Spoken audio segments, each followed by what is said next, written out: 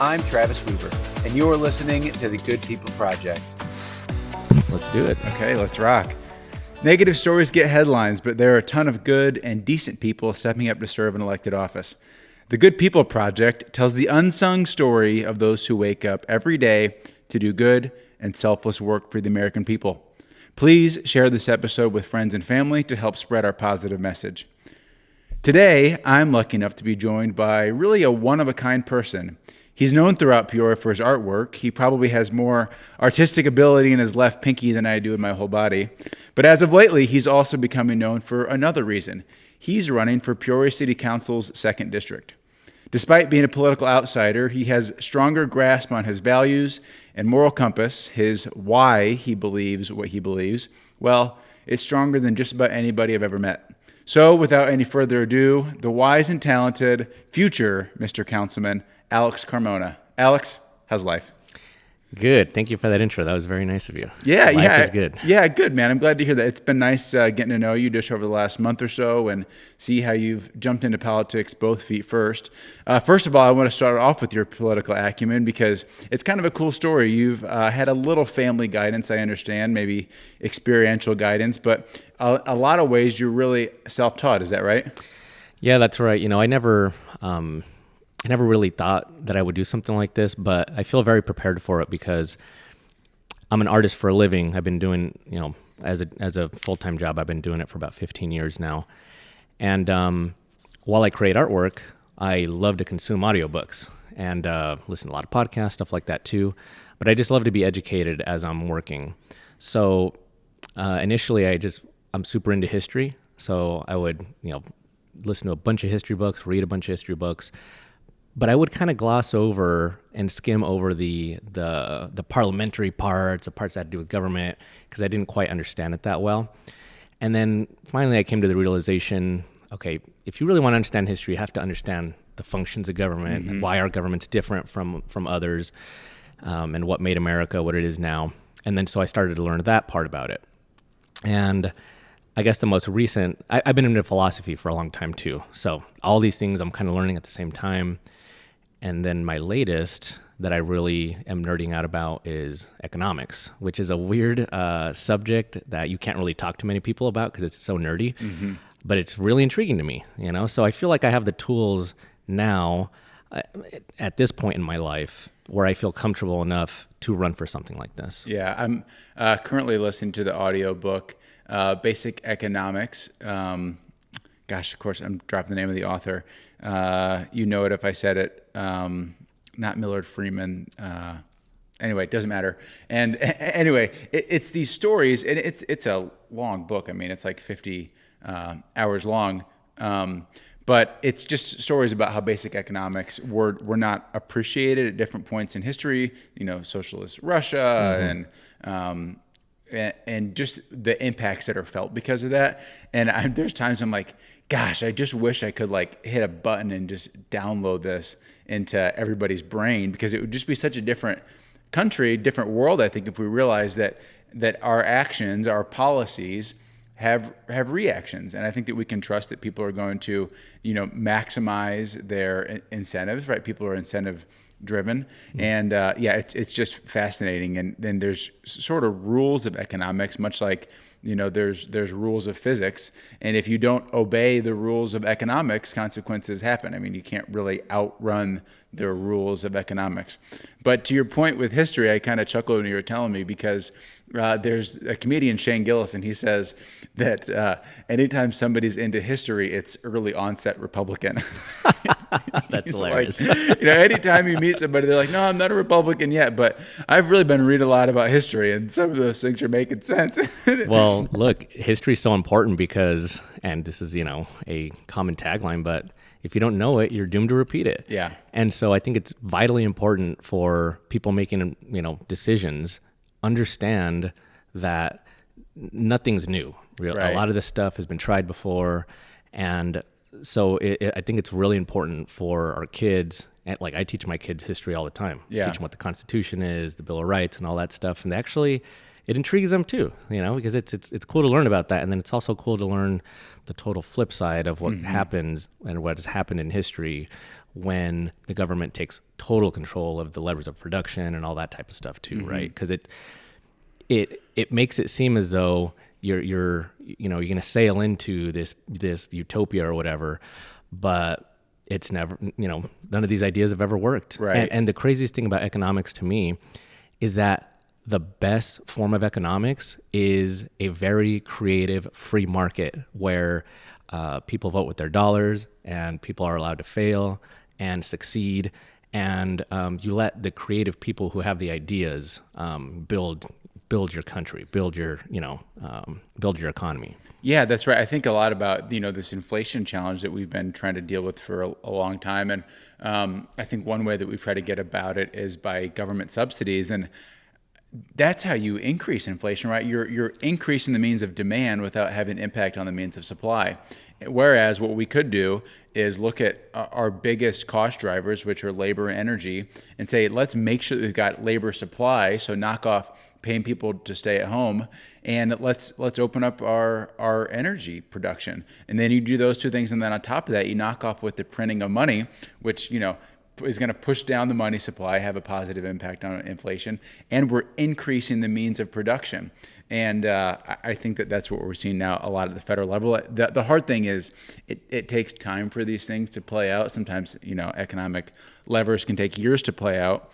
But then you hear people on, The View or pick your favorite daytime TV show, and they say, well, it's day 45, and he said prices would be down. And it's like, well, takes a minute.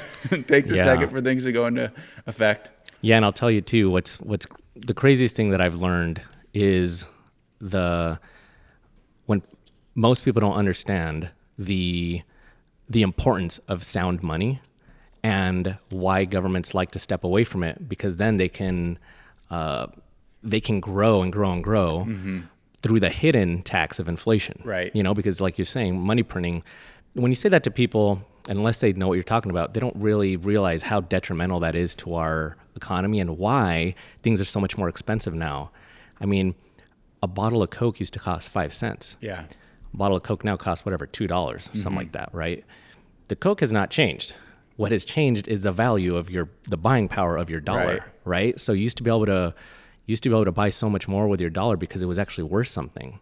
When you can continually add to the money supply, that you're bidding, everyone's going to bid prices up, and so it's a perpetual cycle where leaders will say, I'm going to give you this and this and this, and then the people want the government, to spend money on them, but they don't realize that exact thing is what got us here in the first place. Yeah, that's right. One of the things that just really grinds my gears more than anything is when some politician gets a project for their community and everybody's thanking said politician for the project, and I'm like, it's your money. Thank yourself.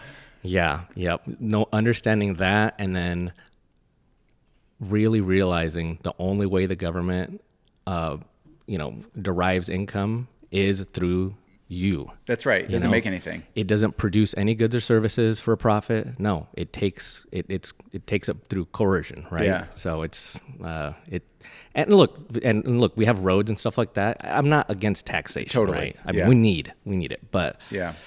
This is a subject we can talk about for a long time. Yeah.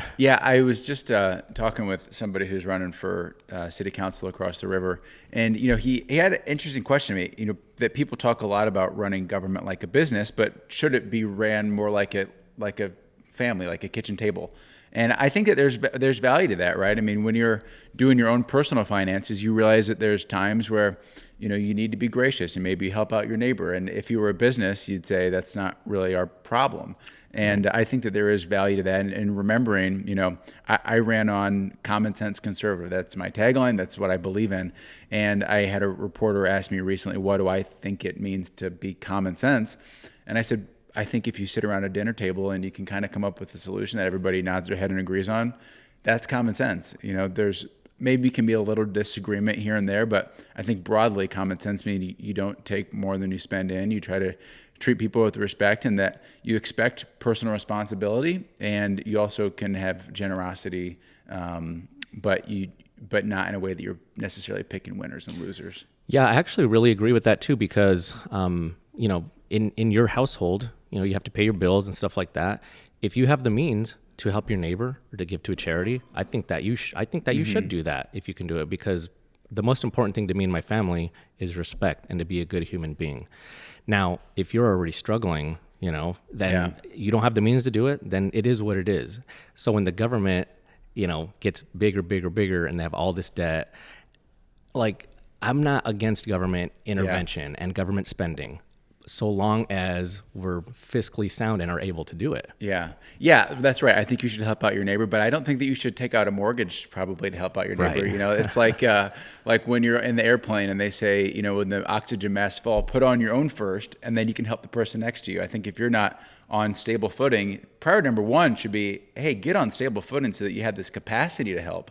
And I would love if we had more money for schools and more money for roads and more money for new buildings and more cops and more fire.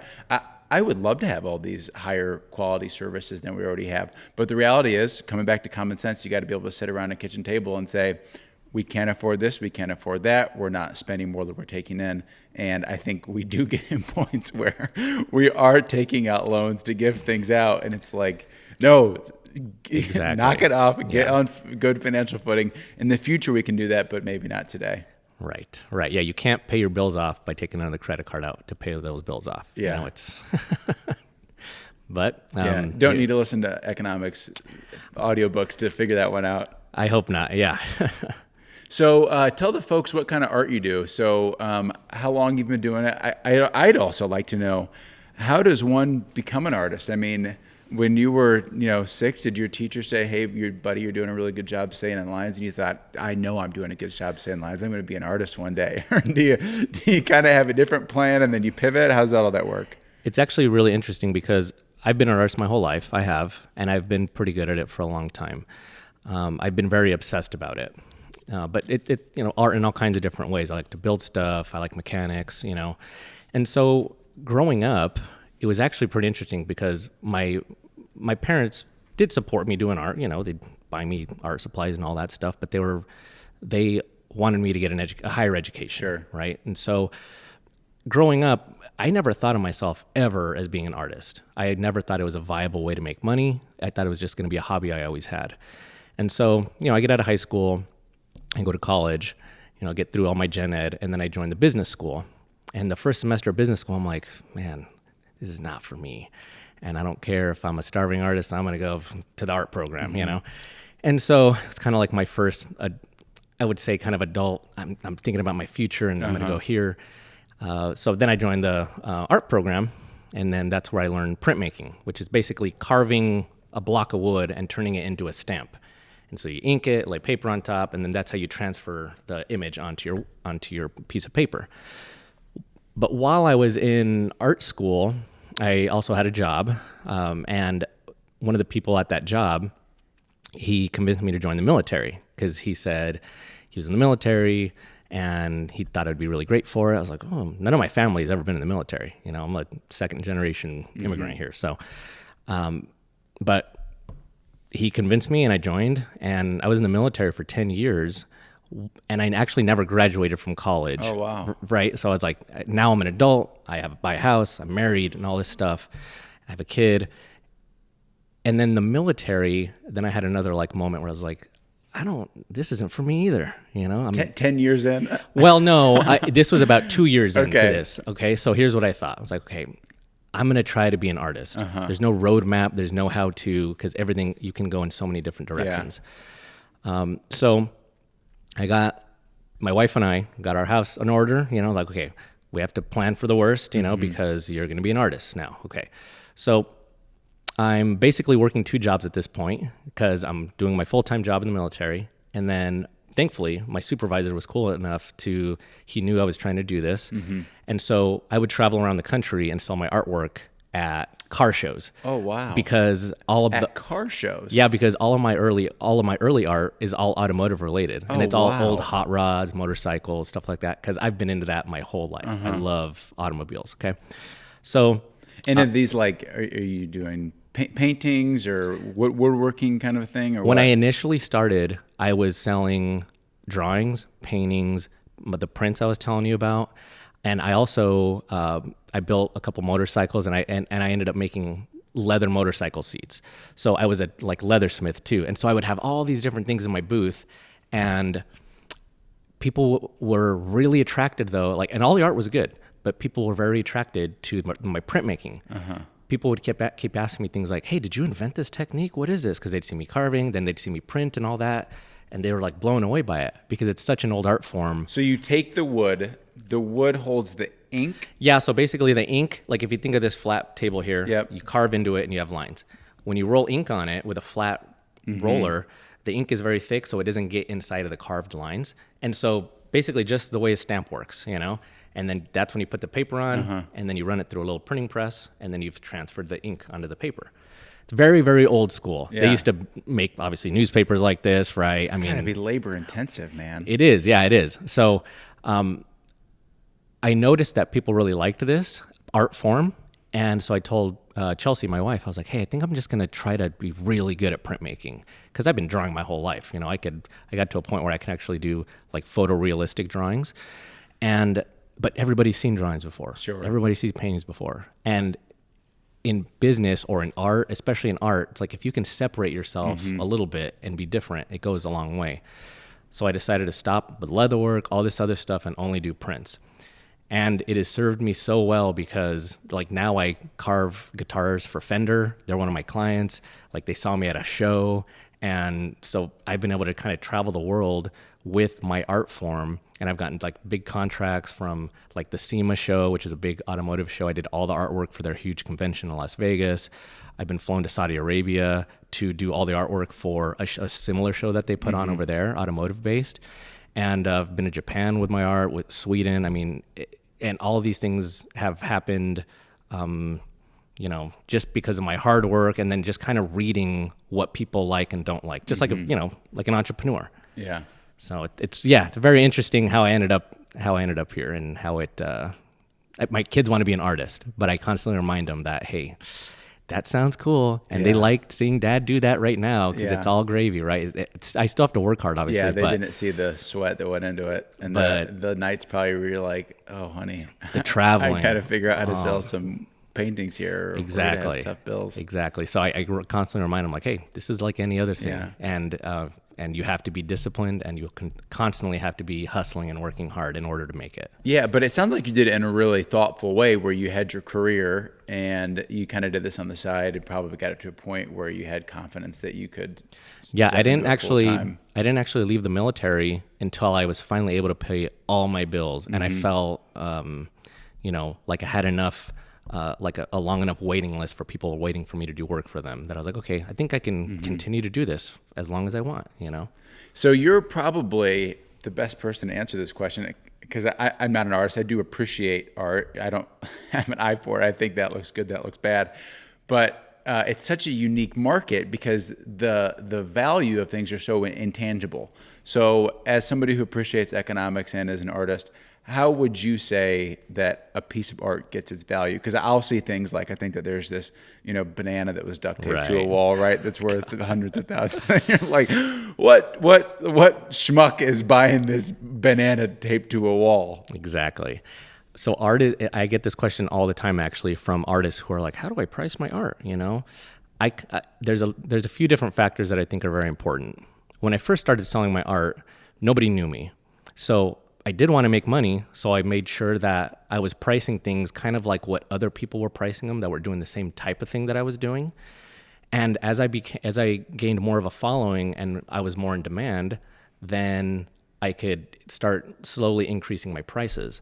So factors like that, scarcity, you know, an original piece of art costs way more than a reproduction print does.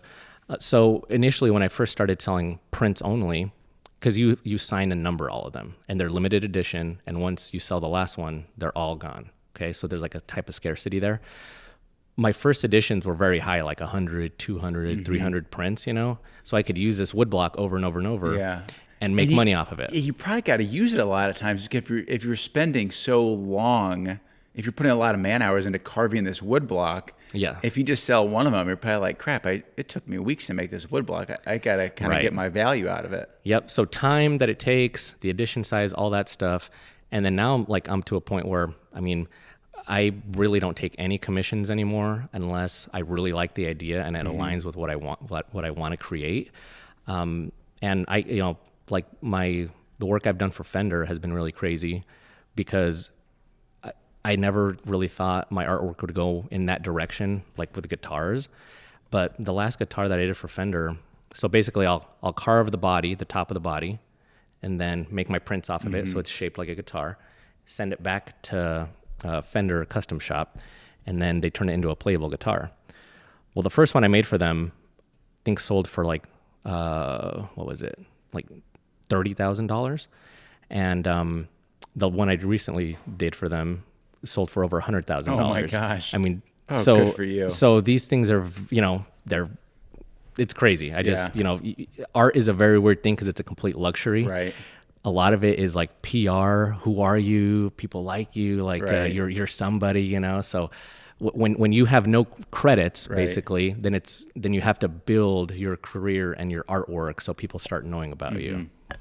Is there this paradox where you find it easier to sell expensive things than to sell cheap things because they have this perceived value associated with them? Yeah, one of the best lessons I ever learned was from one of my neighbors at one of these shows that I was selling my artwork at. And he said, you ought to come back next year and double all your prices. I was like, huh, okay. And I was like, why? And he said his wife, who had passed away, he said, my wife was a sculptor, and he was selling her sculptures still going around. He said they'd go to these really high-end shows, like Cherry Creek in Colorado. I'm like all over the country, these big shows where people spend money. He said the first time that they set up there, they couldn't sell anything and they couldn't understand why. Like it was affordable, it was great art. So the next year they went back. He said we like quadrupled all of our prices because people with means will perceive the value of it. They'll perceive it like, oh, that's too cheap for me. Like that's not substantial, But when you have something that is very expensive and somebody likes it and has the means to buy it, it's like a point of like, hey, look at this beautiful thing I bought and it cost me this much money, So it's a lot of interesting little factors when it comes into that. Right. Yeah. Gosh, it's so fascinating. It's such a unique space to be in. And you also have this thing I don't really hear you talk about, but you're an artist, but you're also inherently a small business owner. Right? You have your own art business. Yep. So that's kind of, I think, another value that you bring to the council. Yeah, definitely. Like I said, the only reason that I've found the success that I've had with my art is because it is obviously a business, and I do have to adjust and see what's working and what's not working. The story I just told you, that you can't sell very expensive things at certain shows because you need the clientele that are able to buy them.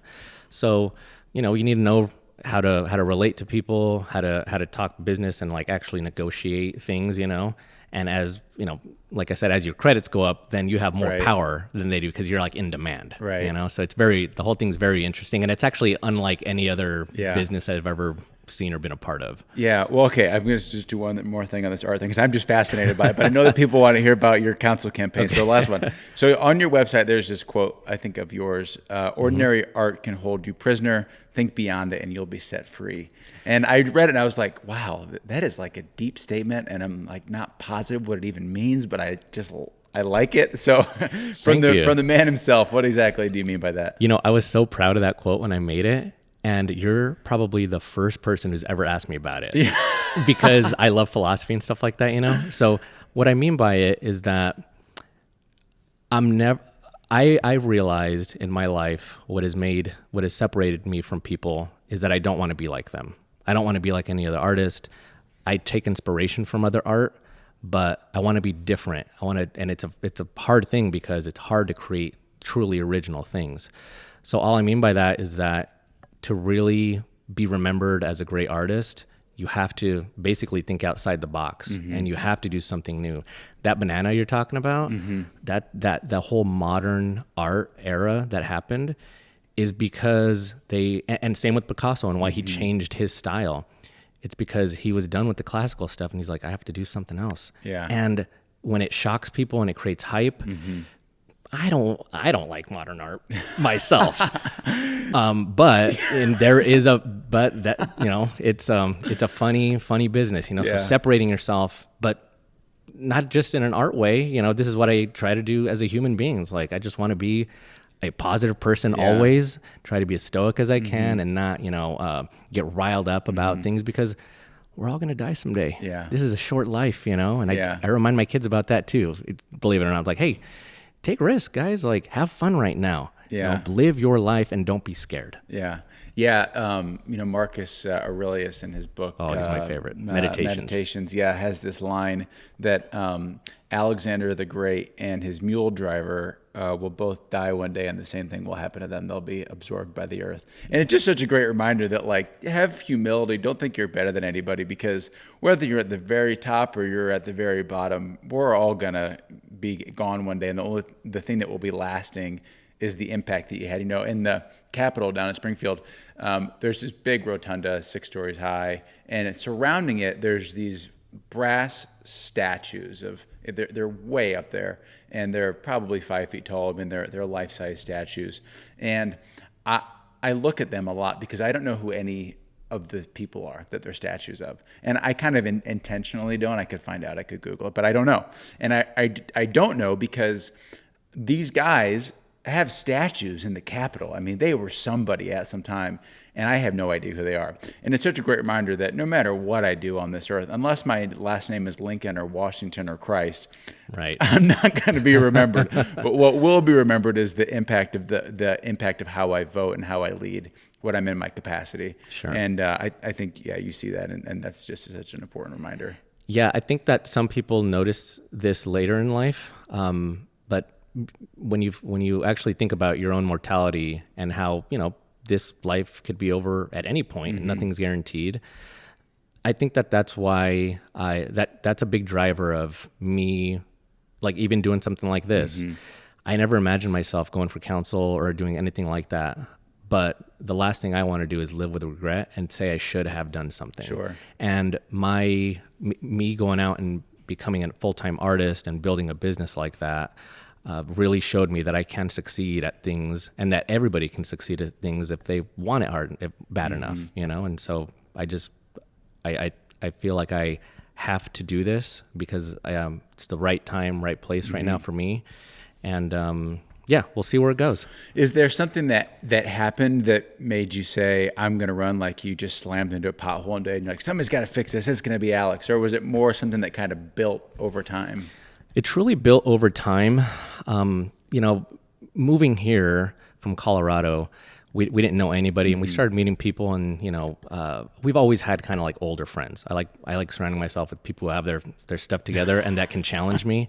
And I do have friends that are in my age group too, obviously, but I've always had older friends since I left my parents' house, And so meeting new people and then them saying like, hey, you should run for this, or and I would think about it like, I don't know. And then, back whatever it was 4 years ago when I had met James Kemper and he was running, we had a conversation afterwards, after the results, and we were talking about Peoria and how much we love the city and how much we would like to see it succeed. And we were sitting on my porch and we were like, yeah, I think next time we should both run and really give it our best shot and see what happens, So, but like I was saying earlier, I think at that point, if I was running at that time then, I don't think I'd have been prepared for it because there's so much to learn, and there still is, a ton to learn about all kinds of things, But at least now I feel like I do have the knowledge and also the ability, the time to do this job the right way. Yeah. I'm so excited to have you run, especially because, just there's some really great people in politics, and there are some incredibly high caliber people in politics. But I think throughout our state, throughout our county, throughout the city, throughout the country, the more that we can just get high caliber, dynamic people in office, the better we'll be. And I think that there's definitely value placed on political experience. But when you have somebody like you, I mean, gosh, 30 minutes of listening to, I think a lot of people can see that you're a high caliber, dynamic person, and you get people into situations. I'd rather have somebody that's going to take 6 months or a year to learn, and then we've got the benefit of you for another several terms, 7 or 8 years on the council, really running at full speed and being effective. So it gives me hope and inspiration to see good people like you jumping into the fray. Switching gears a little bit from that, so that's the reason why you wanted to run. Now that you're kind of getting into this, learning more about the city, is there a couple things that you think are kind of low-hanging fruit that we can fix as a city, or things that you view yourself as wanting to kind of peel off as your own pet projects to really wrap your arms around and try to influence? A lot of what I believe about government is that individuals are best suited to solve their own problems. Mm-hmm. I would like to see our government fulfill its role in the duties that it's supposed to have to the people, like maintaining our roads and infrastructure. Things that in the free market could not be profitable and nobody would ever want a private, company owning roads and tolls and all this different stuff, right? So functions like that, functions like safety. Like we were talking about earlier, I wouldn't mind building all kinds of stuff and doing the making this into this awesome city, right? If the government had a hand in helping out with that. But we're at a point now where we have to be very careful with how the city moves forward, because we're going to get in a lot of trouble if we don't stick to the basics and just do those to the best of our ability, and also let this city become what it used to be. Yeah. Its heyday. I think that the government does a lot of things to stifle growth, obviously through regulations and all these other different things. If we see what's going on across the river and you see all these things happening there, and people are asking, why aren't they happening here? Yeah. It's because the government won't let it. Yeah, in the governor's State of the State address, he had this comment that he said, when I became governor, I would go talk to CEOs of corporations, and Illinois wasn't even on their radar of places to relocate to. And I'm thinking, okay, and since then we have higher taxes and more regulation and more government oversight. And did you think that was the solution? I mean, and I think what we try to do as an answer to that is, I said earlier, pick winners and losers. He's kind of got this slush fund. I don't mean that in a negative word, but it's a fund that he directs, and he can incentivize businesses to move here. And that's fine. We should try to recruit outside businesses to Illinois. But what we really should do is try to help the ones that are already in Illinois be successful. And you do that by getting out of the way, having a competitive tax environment, and having common sense regulation. I've been using this line a lot lately, that I think that there's really only 4 ways in the whole world that you can grow an economy. Number 1, keep the companies here that you already have. Number 2, help those companies that you already have grow. Number 3, try to start companies here and let them grow. Number 4, recruit companies from outside to come in. And I always rank them in that order because it ranks from the least expensive to the most expensive. The least expensive thing that we can do to grow Peoria is to recognize that we've got 8,000 businesses that are already here. And if we can help those 8,000 businesses be 3 to 5% more successful, we're going to reap the benefits of it. But what I think we try to do instead is we try to say, there's a white whale out there and we're going to go get it. And to go get that white whale, we're going to increase the taxes on the businesses that are already here and try to go get it. And what you end up doing then is taking a 3 to 5% haircut on all the businesses that are already here, and then probably not go land the white whale because they think, once my free property taxes wear off in 10 years, I'm stuck in this environment where I can't be successful. So I think you're exactly right. We got to get back down to basics, and it's things like roads that work, competitive property tax situation, bringing together industry so that you can have good partners around. And I think that we kind of take our eye on the ball and go after shiny objects instead of saying, no, our goal is to make this area the most competitive that it can be. Yeah, I totally agree with you. And, the businesses who are already here, those are families who've chosen already to invest into Peoria.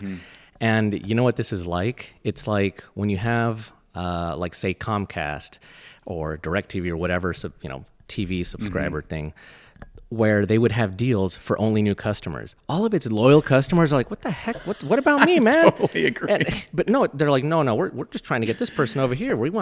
That's exactly what this is, man. Yeah. And that pisses people off Yeah. because you're loyal. Right. People here want to live here. Businesses want to be here. If we're creating a negative incentive for them, they will pick up and leave. I mean, everybody has options, and citizens included, right? Illinois is like the second most moved out of state in the whole union. Yeah. We're creating the wrong incentives here. Yeah. I've told this story a lot. I used to work at Caterpillar, so this is, I don't know, maybe inside baseball, maybe everybody knows the story. But so Peoria was the Cat headquarters, and it moved to Deerfield. Then it moved from Deerfield to Texas. And the day that Cat called the governor's office to tell him they were moving, the governor said, kind of in this boisterous tone, "All right, so tell me, what are they giving you to move?" And the response from Cat was, "Nothing. They're not giving us anything. There's no incentive package. There's no carrot that they're drawing us in with. It's just a chance to be more competitive." And to me, I heard this secondhand, so take it for what it's worth. But I wish that the government would say, "Yeah, okay, we can get companies to move here by just us being the most competitive that we can be." And it's not rocket science, right? We've got regulation that is just absurd. I mean, you take, for example, in like the nuclear space, I was just not long ago touring the nuclear plant over by the Quad Cities. And they say one of the challenges is that to build new nuclear in the United States, it takes like 30 years from soup to nuts to get a program done. And they say our European allies have just as safe of programs as we do, but they can get it done in less than 5 years because they're not getting, hammering at every corner by, you got to have, this inspection, reinspection, and our application process in Illinois is wild. That's one of the number one calls that we get into our offices. Hey, I submitted this application to, pick on somebody, the IEPA, for a water main that just needs to go under a road. I've been waiting for 6 months to get it back. And when you can call, and then I call the IEPA and they say, "Oh yeah, we'll get that done today, Mr. Representative." And I'm like, I shouldn't have to call you. I'm happy to help the constituent, but we can fix our government so much in a way that is going to help businesses be successful. And the nice thing about that is that's not lowering taxes, which we should lower taxes, but the reality is we've got the nation's largest unfunded pension liability. We're going to have high taxes for the foreseeable future because we've got to pay down debt so badly. We've got to pay down debt. But to just be more competitive and to have a better application process and to have more common sense regulations, we can help companies have an easier time being successful tomorrow. All that takes is a stroke of a pen to fix. Absolutely. And this is a desirable place to live. Illinois has beautiful places, and this is one of the reasons why we live in Peoria. Right. My wife works for State Farm, and that's why we relocated to Illinois. But she had been to Bloomington several times, and she's like, "This is too much like Colorado. It's just flat, but there's no view of the mountains, And so I just looked at a map, and I was like, "Hey, this town Peoria has a river running through it. Let's look it up." You're kidding me. I'm not. I was like, "You can," because back in Colorado, it got so popular that even though the State Farm building was not that far away, it'd still take her 35, 40 minutes to get there because of traffic. Yeah. So we're like, what's a 45-minute commute, And we looked this city up. We came to look at houses. I'm like, this place is a hidden gem, man. I love it, man. Let's go. Yeah. And honestly, so since then, we'd have people come visit us, 3 different families moved here from Colorado after they came to visit us because they saw what we saw. Yeah. And they were like, this place is cool and it's affordable. And, there's a lot of potential here for growth, a ton. Yeah, I think you always take whatever you have for granted. My fiance lives in Peoria now, but she used to live in North Carolina, and I would go out there, and they just have like this really pretty like red dirt. And I remember the first time I went out there, I was actually working for Cat, and I said to the local people, "It's so cool to come out here. The woods you drive past on the interstate, and the dirt is so pretty." And this guy was like, so crazy. "You think our dirt is pretty?" But it just is different. So like when I see it, I'm like, "Wow, this is so cool. It must be awesome to live here. Their dirt is great." And then, but then the things that I see here as a local, it's so hard to appreciate because we're just so used to it. But then you see the leaves change in the fall and the grass in the spring, and just the beauty of the bluff. I mean, the rolling hills, the black dirt. I could go on. I mean, there's so many pretty things here. But I think when it's just home, you take it for granted. You're right. Yep. Everything that you grew up with, you take for granted. But the minute your water heater runs or breaks, then you're like, oh man, I'm taking this for granted, But Totally. It's like that in the city too. Yeah. So, okay, we're talking, let's see, today is February 28th. This will come out in March. But we're about 4 days removed from your success in the primary, which I thought was great. I mean, you came in second by 0.2%, the first time you've ever ran for anything. The person who came in third place, I think that would get a lot of those supporters to come over to you. So I guess now that you're at this point where you've had an election, you're gearing up for the next round of the election. What have you learned about the campaign process? Have you had to have some tweaks along the way, or is it kind of what you expected as par for the course? Very quickly I realized that this is this is kind of like a game of relationships, and it's a game of getting your message and your word out there. And so it's all about connecting with people. So there's certain things that you have to, that a normal person would never do, like to do a mass mail or to a bunch of people. It's like, no one does that, right? So learning things like that, going through that whole process was a learning curve, but everything else is actually kind of, I don't know.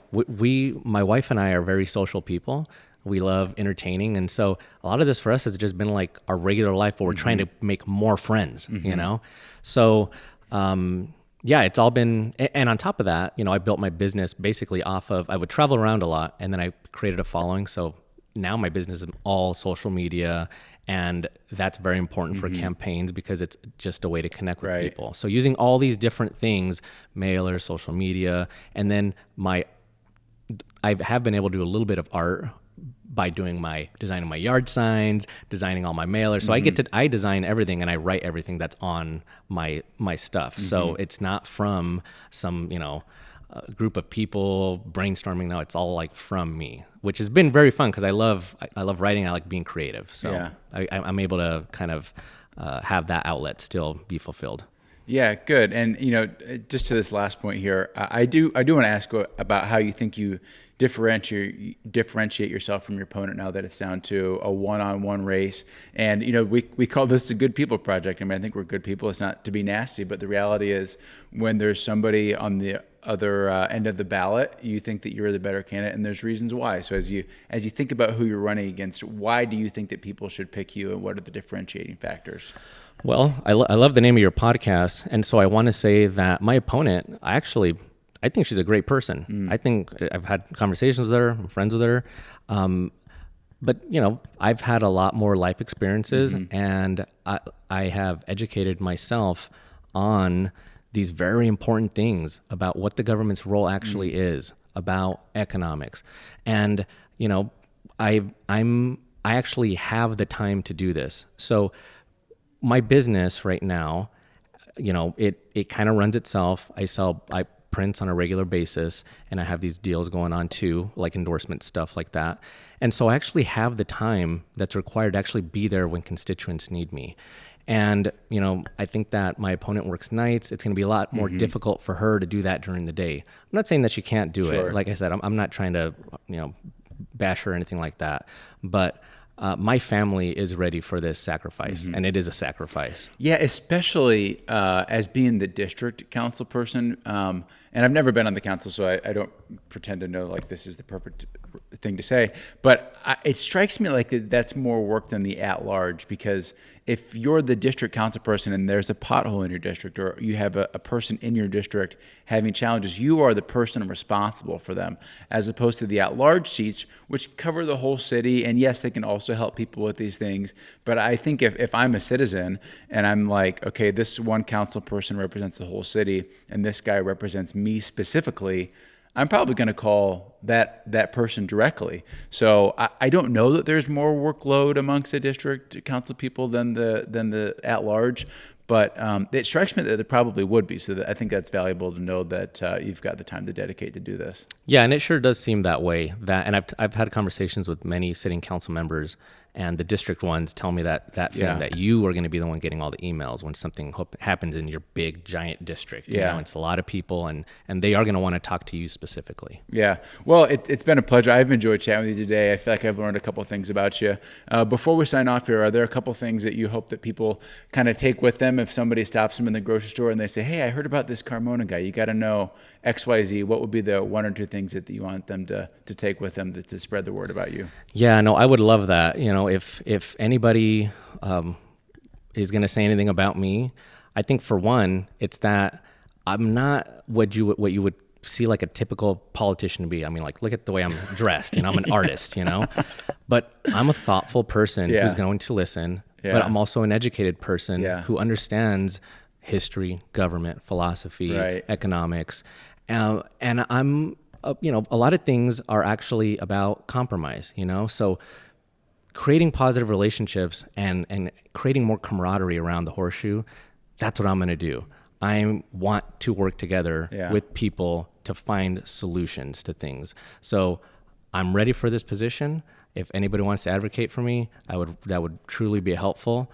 Let anybody you know to vote for Alex Carmona. And for folks listening, so you're running for a 2nd District City Council. Where exactly is that? I know that these maps are a mess, but generally. It's very interesting, and people are very surprised by how big this district, or how far up it goes, because it goes from the river all the way up to Northmore Road. So basically, when it starts at the river, it's in between William Kumpf and Highway 74. And then once you get up, it goes up to in between Knoxville and University. Once you hit War Memorial, it jogs over and is in between University and War Memorial, all the way up to Allen Road and Northmore. So it's a long, narrow strip that kind of jogs over. And if folks want to support you, how can they get a hold of you? How can they learn more about you? Yeah, I think the easiest way would be citizensforalexcarmona.com. You could also find me on Facebook.